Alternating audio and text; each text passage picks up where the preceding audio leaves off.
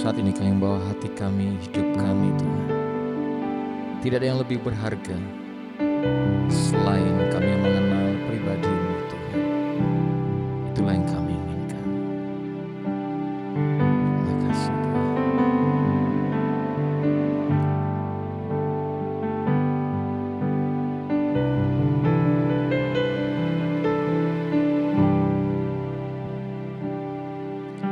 Bila buka mataku dan lihat wajah-Mu, ku terkagum bila ku lihat hidupku dan karya tangan-Mu. Ku tersanjung karena semua yang baik dalam hidupku, itulah karya-Mu. Kau beri kesempatan yang baru dan ku ingin mengenal-Mu Tuhan lebih dalam dari semua yang ku kenal. Tiada kasih yang melebihi-Mu. Ku ada untuk menjadi penyembah-Mu.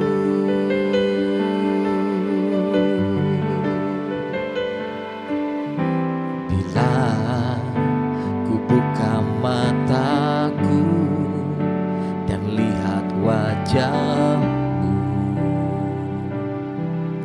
ku terkagum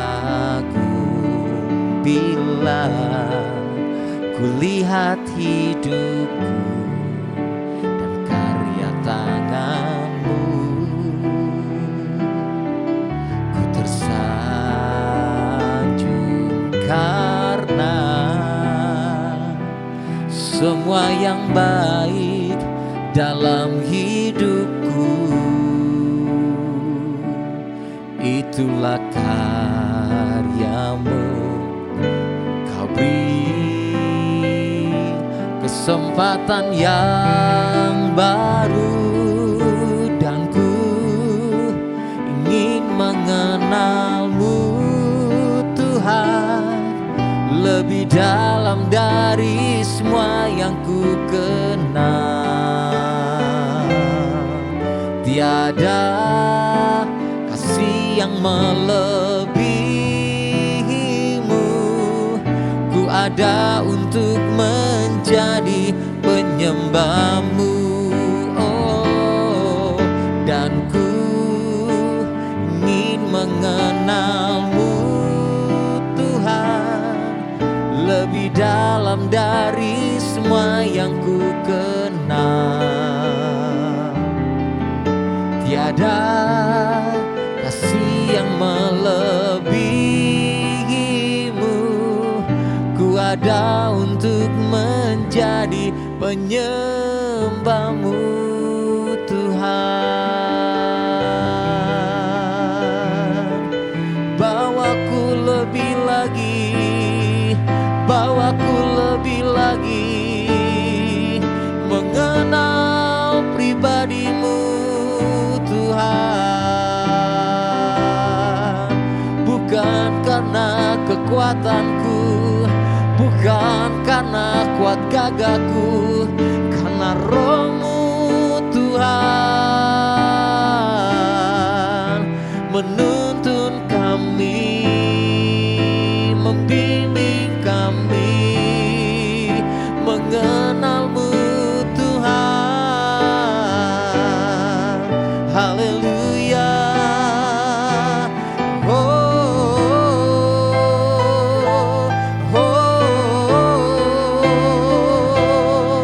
Kibaralabashandara lamaralamasye. Haleluya, haleluya. Bawa kami mengenal-Mu Tuhan. Dari semua yang kami kenal, Engkau yang kami inginkan, Engkau yang kami perlukan Tuhan. Lebih dari semua pemberian-Mu, Engkau yang kami inginkan Tuhan. Dan ku ingin mengenal-Mu Tuhan, lebih dalam dari semua yang ku kenal. Tiada kasih yang melebihi-Mu. Ku ada untuk menjadi penyembah-Mu. Oh, dan ku ingin mengenal-Mu Tuhan, lebih dalam dari semua yang ku kenal. Tiada kasih yang melebihi-Mu. Ku ada untuk menjadi penyembah-Mu. Ku ada untuk menjadi penyembah-Mu. Ku ada untuk menjadi penyembah-Mu.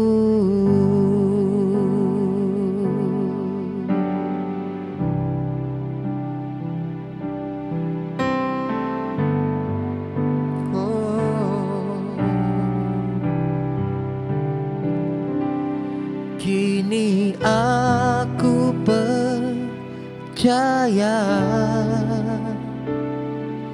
tiada yang mustahil bagi-Mu.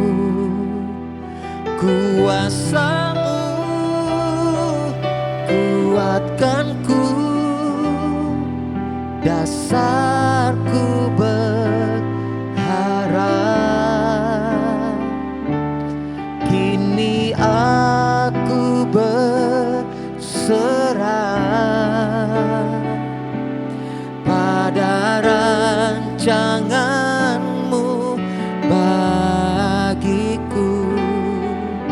Ku ikuti panggilan-Mu, ku kan setia sampai akhir hidupku. Oh, kini aku percaya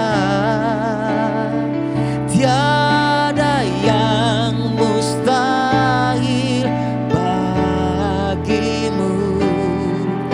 Kuasa-Mu kuatkanku, dasarku berharap. Kini aku berserah pada rancangan-Mu bagiku. Ku ikuti panggilan-Mu, ku kan setia sampai akhir hidupku. Ku ikuti panggilan-Mu, ku kan setia sampai akhir hidupku.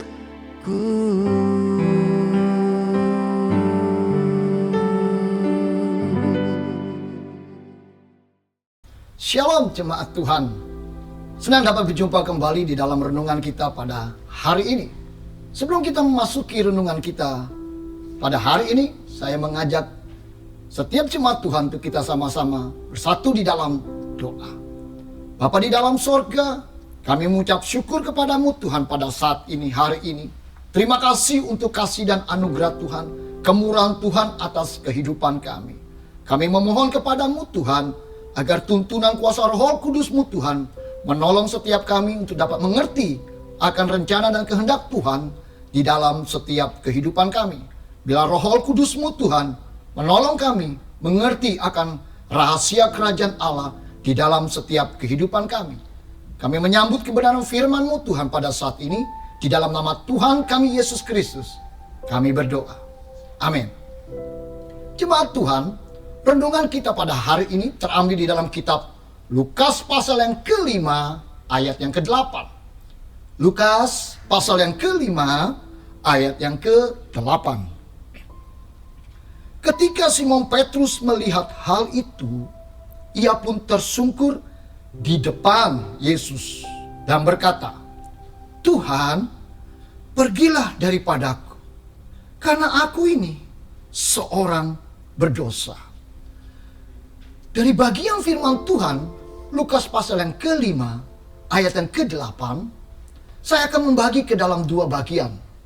Pada bagian pertama, kita akan membahas hal yang dilihat oleh Petrus. Dan yang kedua, yaitu respon atau tindakan Petrus setelah dia mengalami hal yang belum pernah terjadi di dalam kehidupannya. Saya memulai dengan satu statement.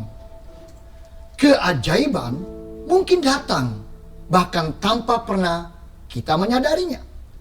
Ingatlah, kalau dalam hidup tidak semua harus kita mengerti. Hal inilah yang dialami oleh Petrus. Apa yang dilihat oleh Petrus sehingga Petrus langsung bersikap tersungkur di hadapan Tuhan. Dikatakan Simon Petrus melihat hal itu. Petrus terkejut. Petrus takjub. Petrus terheran-heran luar biasa. Karena apa yang dikatakan Yesus itu sesuatu yang di luar nalar manusia. Sehingga ada sesuatu yang membuat dia berubah dalam cara pandangannya. Ada cara berpikir yang berbeda dari biasanya. Setelah Petrus melihat suatu keajaiban. Dengan dia melihat hal itu, Petrus bersikap langsung tersungkur. Dan bukan diam pasif, tetapi tersungkur. Hal ini berarti memberi kepada kita pengertian bahwa Petrus dan semua kita sebagai orang percaya haruslah menyadari bahwa Allah masih sanggup membuat keajaiban. Allah masih sanggup membuat mujizat. Hal yang tidak mungkin terjadi dibuat Tuhan menjadi ada. Jemaat Tuhan, perlu untuk kita ketahui dan kita mengimani bahwa Tuhan itu ada. Tuhan itu ada untuk setiap kita. Tuhan hadir dalam setiap kesusahan dan kesukaran yang sedang kita hadapi. Bukan hasil yaitu ikan yang membuat Petrus tersungkur, melainkan kehadiran Yesus, Tuhan di atas segala Tuhan, yang datang di dalam kehidupan Petrus. Bukan hasil yaitu ikan yang membuat Petrus tersungkur, tetapi pribadi Yesus Kristus yang peduli atas permasalahan yang sedang Petrus hadapi. Demikian dengan hidup semua kita. Saat kita melihat kasih Yesus, saat kita melihat pengorbanan Yesus, saat kita melihat dia naik ke surga, seharusnya lah membuat reaksi kita bangga, kita bersuka cita, kita bersyukur, dan terheran-heran takjub dengan uluran tangan kasih ilahi Tuhan bagi kita dalam menolong, menopang, dan memberi kemenangan bagi kita semua. Jemaat Tuhan, ada seorang yang bernama Louis Palau.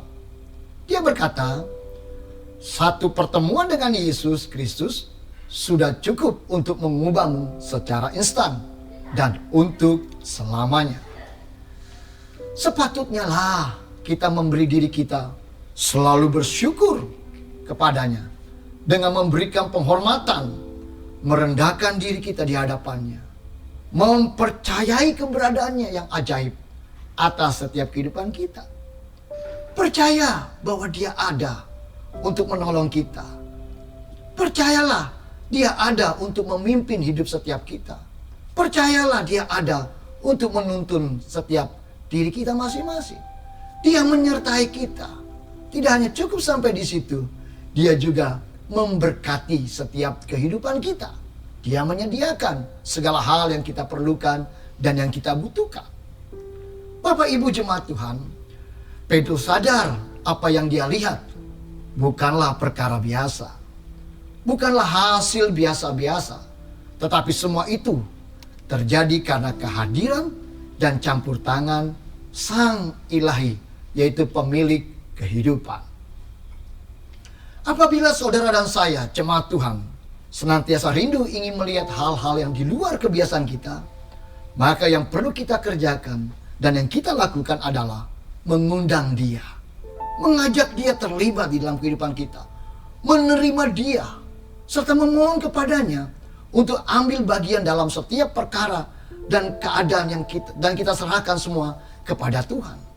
Karena hanya Dialah Tuhan yang sanggup dan mampu melakukan hal-hal yang tak terduga. Seperti seorang yang berkata, A.W. Tozer, dia mengatakan, kita tidak perlu berteriak melintasi ruang untuk menemukan Tuhan. Dia lebih dekat dari jiwa kita sendiri, lebih dekat dari pikiran yang paling rahasia. Kembali pada Lukas pasal yang kelima, ayat yang ke-8b, dikatakan, Tuhan, pergilah daripadaku, karena aku ini seorang berdosa. Ada hal yang sangat menggelikan dan yang sangat keliru dalam pembicaraan atau komunikasi Petrus kepada Tuhan. Kekeliruan yang pertama, dalam ayat yang ke-8, Petrus meminta Yesus untuk pergi. Dikatakan, Tuhan, pergilah daripadaku. Bapak Ibu jemaat Tuhan, meminta untuk Yesus pergi adalah sebuah kekeliruan dan hal yang sangat mengherankan. Bukankah Petrus tahu bahwa tanpa Yesus, Petrus tidak akan mendapatkan apa-apa atau tidak akan membawa hasil apa-apa? Tetapi mengapa Petrus menyuruh Yesus pergi? Apakah Petrus tidak senang dengan instruksi Yesus untuk menangkap ikan? Apakah Petrus merasa sudah lebih baik kehidupannya sebelum berjumpa dengan Yesus? Menyuruh Yesus pergi dalam konteks ini sama saja kita mengusir Yesus untuk menjauh dan sudah tidak lagi menginginkannya lagi. Padahal baru saja Petrus mengalami keajaiban, mendapatkan bantuan, mendapatkan kemenangan, mendapatkan berkat yang melimpah. Pada bagian yang kedua ini kita akan mencermati dan memperhatikan respon dan tindakan Petrus yang meminta Yesus untuk pergi atau segera meninggalkan perahu Petrus. Memang sulit untuk dapat dipahami atau untuk diresponi. Petrus setelah dia mengetahui bahwa seorang yang bersama dengan dia di atas perahu adalah pemilik dunia ini, yaitu Tuhan Yesus. Dikatakan, Tuhan, pergilah daripadaku, karena aku ini seorang yang berdosa. Kita tahu bukankah Yesus datang untuk setiap orang berdosa? Bukankah Dia datang untuk hal itu? Tetapi mengapa Petrus memintanya untuk pergi, menjauh daripadanya, atau cepat-cepat meninggalkan dia? Mengapa Petrus berbuat hal itu? Setidaknya Bapak Ibu, ada dua hal yang dapat saya renungkan dan dapat kita ambil, kita amati bersama-sama. Yang pertama, tindakan Petrus sebetulnya dapat dan sangat merugikan dia. Tetapi kalau kita mempelajari alasan mengapa dia menyuruh Yesus pergi, Petrus adalah seorang yang dari latar belakang, seorang yang taat terhadap hukum Taurat. Karena dia adalah orang Yahudi tulen. Sehingga dia menyadari dan dia ingat akan ajaran hukum Taurat yang sudah selama ini dia pelajari. Dan dia mengingat bahwa Tuhan itu adalah kudus. Tuhan itu mulia dan suci. Itulah sebabnya bagi Petrus, dia tidak layak, dia tidak pantas untuk bersama dengan Tuhan yang kudus. Petrus sadar betul bahwa tindakannya itu agar tampak terlihat dia ingin menutupi kekurangannya. Dia menutupi hidup keagamannya yang hanya tampak dari luar. Dia tahu bahwa hal itu juga apabila terus berlangsung selama Yesus ada di dalam perahu, maka akan berdampak kurang baik bagi Petrus. Karena akan dinilai oleh orang-orang yang ada bersama dengan dia pada saat itu. Alasan yang kedua mengapa Petrus menginginkan Yesus pergi. Yang kedua adalah Petrus menyadari dirinya bukanlah seorang yang pantas untuk menerima hal yang baik yang datang dari Tuhan. Petrus tahu bahwa Yesus sedang membongkar dan merubah cara pikirnya, cara pandangnya, dan juga cara hidupnya. Petrus mengetahui bahwa Yesus sedang tidak main-main terhadap hidup dan juga yang tidak ada tujuan hidup.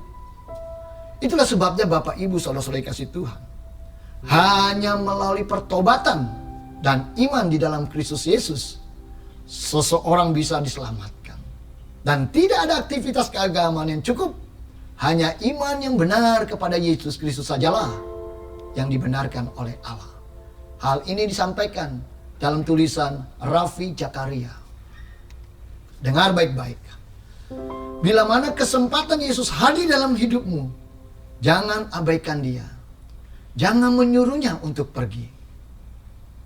Apa hubungannya antara kondisi Tuhan Yesus menyuruh Petrus menangkap ikan dengan dia Petrus menyadari bahwa dia adalah orang yang berdosa? Ada beberapa poin yang kita bisa dapat pelajari dan menyimpulkan dari peristiwa Petrus yang mengalami kebesaran Tuhan. Poin yang pertama, ingat baik-baik, Tuhan suka atau hobinya Tuhan yaitu melakukan apa yang tidak mungkin dibuat Tuhan menjadi mungkin. Tuhan suka melakukan hal-hal yang tak terduga, hal-hal yang tidak dapat diprediksi. Tetapi hal yang tidak dapat diprediksi berakhir dengan keajaiban. Suatu hal yang takjub, hal yang luar biasa. Tidak hanya berhenti sampai di situ, hal yang sangat dahsyat dilakukan oleh Tuhan di dalam kehidupan kita. Tuhan datang dalam kapasitas. Dia datang dalam kapasitas ingin menghadirkan kerajaannya dalam kehidupan kita sebagai manusia yang lemah. Jemaat Tuhan yang Tuhan kasihi. Dunia terlalu besar untuk dilihat dari satu sudut pandang. Lihatlah dari sudut pandang yang berbeda. Maka kita akan menemukan keajaiban Tuhan. Oleh sebab itu, pastikanlah hanya Tuhan yang menjadi keinginan kita dalam menjalani kehidupan di dunia ini. Disinilah Petrus merasa dia jauh lebih baik dari Yesus dalam melaut. Dia merasa Petrus itu jauh lebih baik daripada Yesus. Pengalaman dalam hal soal laut dan soal kapan waktu yang tepat untuk menangkap ikan. Karena Petrus merasa dia lebih berpengalaman daripada Yesus yang hanya meminjam perahunya untuk mengajar dan menyuruhnya bertolak ke tempat yang lebih dalam. Justru malah sebaliknya, Petruslah yang salah dalam menilai Yesus, salah dalam memahami, dan salah dalam merespon keberadaan Yesus. Bagaimana dengan hidup kita? Apakah kita akan merasa sudah tahu segalanya dan merasa diri lebih hebat dari lainnya, sehingga kita tidak merasa lagi membutuhkan pertolongan? Tentu kita harus sadar dan bertobat bahwa kita manusia terbatas dan penuh kelemahan yang menginginkan Yesus datang menolong kita dan memberi jalan keluar atas setiap kehidupan kita semua. Yang kedua, hindarilah dari sikap hati yang merasa diri benar, merasa atau menilai orang lain buruk. Karena belum tentu kita ini lebih baik daripada orang-orang yang ada di sekitar kita, atau ada dengan orang-orang yang ada dekat dengan diri kita. Bapak Ibu jemaat Tuhan, Petrus menyadari dan mengaku dengan berkata aku ini orang berdosa. Dia tahu kekurangannya dan keberadaannya. Begitu pula dengan kita. Kita tahu kekurangan kita dan keberadaan kita yang terbatas, dan juga agar hidup kita terhindarkan dari sikap yang sombong dan angkuh di hadapan Tuhan.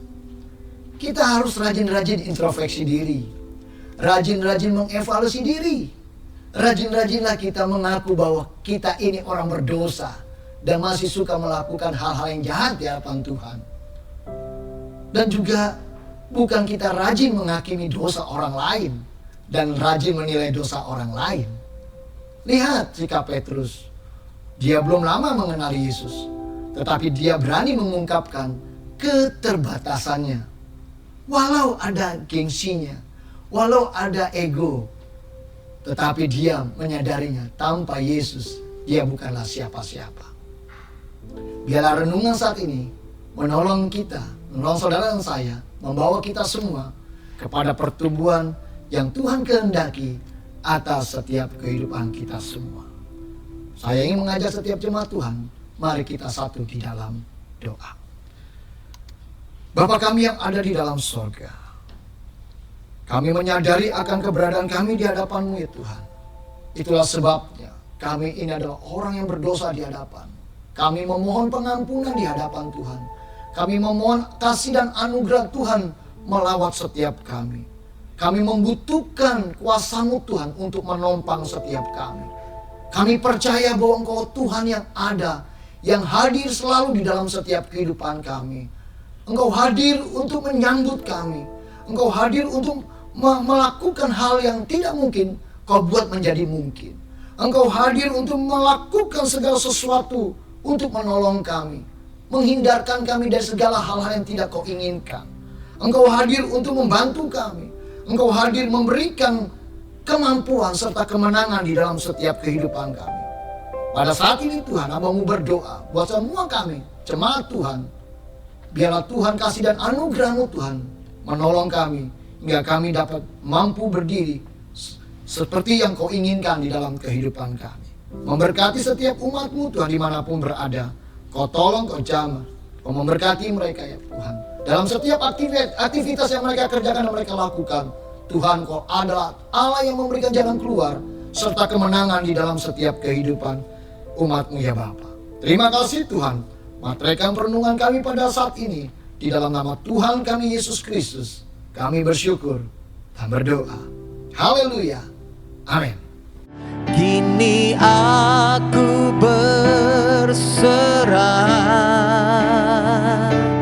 pada rancangan-Mu bagiku. Ku ikuti panggilan-Mu, ku kan setia sampai akhir hidupku. Ku ikuti panggilan-Mu, ku kan setia sampai akhir hidupku. Ku ikuti panggilan-Mu, ku kan setia sampai